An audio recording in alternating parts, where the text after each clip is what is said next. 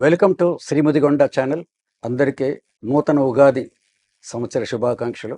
ఈరోజు మా స్టూడియోలో శ్రీ ముదిగొండ అమర్నాథ్ శర్మ గారు, డాక్టర్ అమర్నాథ్ శర్మ గారు పూర్తి వివరాలతో పాటు వారు వివరిస్తారు. నమస్కారం అమర్నాథ్ శర్మ గారు, మా స్టూడియోకి వచ్చినందుకు.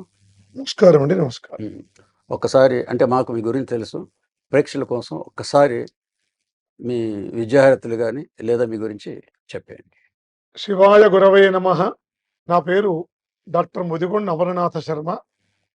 నేను సర్దార్ పటేల్ డిగ్రీ కళాశాలలో ప్రొఫెసర్గా పనిచేస్తున్నాను. అష్టావధానిని, శ్రీ శైవ మహాపీఠం ఆస్థాన పండితుణ్ణి, అలాగే జగద్గురు శంకరాచార్య పుష్పగిరి మహాసంస్థానానికి కూడా ఆస్థాన పండితుడిగా ఉన్నాను.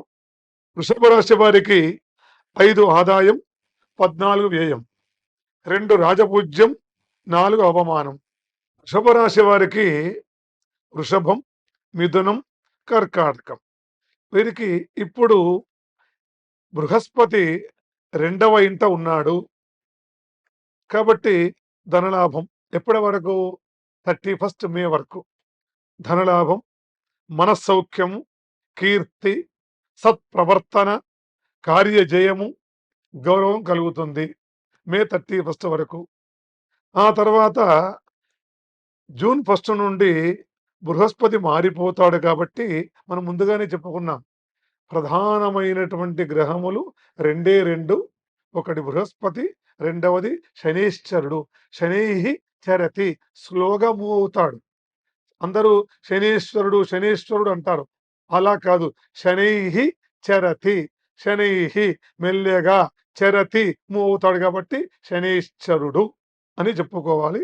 అలాంటిది శనీశ్వరుడు వృషభ రాశి వారికి మార్చి 29 నుండి చక్కగా వాళ్ళకి 11వ స్థానంలో ఉంటాడు కాబట్టి ధనలాభము, ఆరోగ్యము, కుటుంబ సౌఖ్యము, కార్యసిద్ధి, విశేష కీర్తి కలుగుతాయి.